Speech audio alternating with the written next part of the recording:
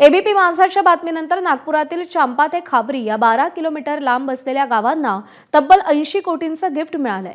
चंपा ते खापरी या रस्त्याच्या परिसरातील खाणीमधून रोज शेकडोंच्या संख्येने चालणाऱ्या अवजड ट्रकमुळे दुर्दशा झाल्याची बातमी एबीपी माझाने दाखवली होती।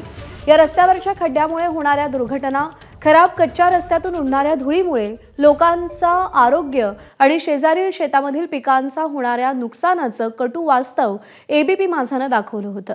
ही बातमी पाहून महसूल मंत्री चंद्रशेखर बावनकुळे संबंधित रस्त्याचं काम शासनामार्फत पूर्ण करण्यात येईल असं म्हणाले होते। आता या रस्त्यासाठी शासनाने 80 कोटींचा निधी मंजूर केलाय, त्यामुळे गावकऱ्यांनी एबीपी माझाचे आभार मानले।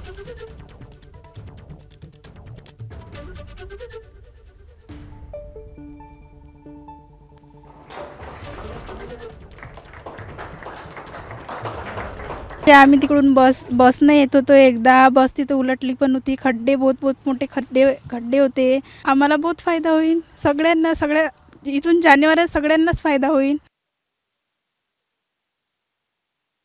आज पहिलं धुळाचा प्रॉब्लेम आणि रोड आणि बसच्या वेळ आमची शाळा उडा सुटे गणवेश खराब आहे आणि आता रोड सँक्शन झाला आहे म्हणते 80 कोटी सँक्शन झाले आहे। रोड बनन तर आमच्या बसच्या टायमिंग सहीवेन बस टायमावर येईन ना आमची शाळा नाही सुटणार।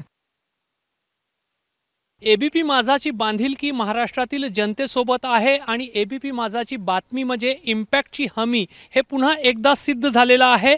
2 दिवसापूर्वीच प्रशासनाने हा जो चांपा ते खापरी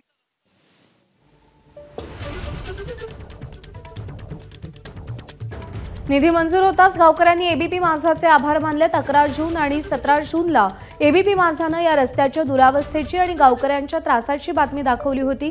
या बातमीची दखल घेत महसूल मंत्री चंद्रशेखर बावनकुळे यांनी हे रस्त्याचं काम करण्याचं आश्वासन दिलं होतं आणि आता सरकारतर्फे 80 कोटींचा निधी या रस्त्यासाठी मंजूर झालेला आहे आणि त्यामुळे गावकऱ्यांनी गावामध्ये फ्लेक्स लावून एबीपी माझाचे आभार मानले।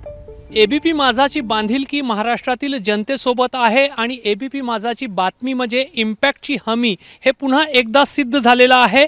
2 दिवसापूर्वीच प्रशासनाने हा जो चांपा ते खापरीचा रस्ता आहे त्यासाठी तब्बल 80 कोटी रुपयांचा निधी मंजूर केलेला आहे आणि नेहमीसाठी सिमेंटचा पक्का रस्ता या ठिकाणी बनवून दिला जाणार आहे। त्यासाठी 80 कोटी रुपये मंजूर झालेले आहे। आपल्यासोबत हळदगावचे सरपंच आहे। किती आनंदाची गोष्ट आणि किती मोठी, किती वर्षाची समस्या सुटली?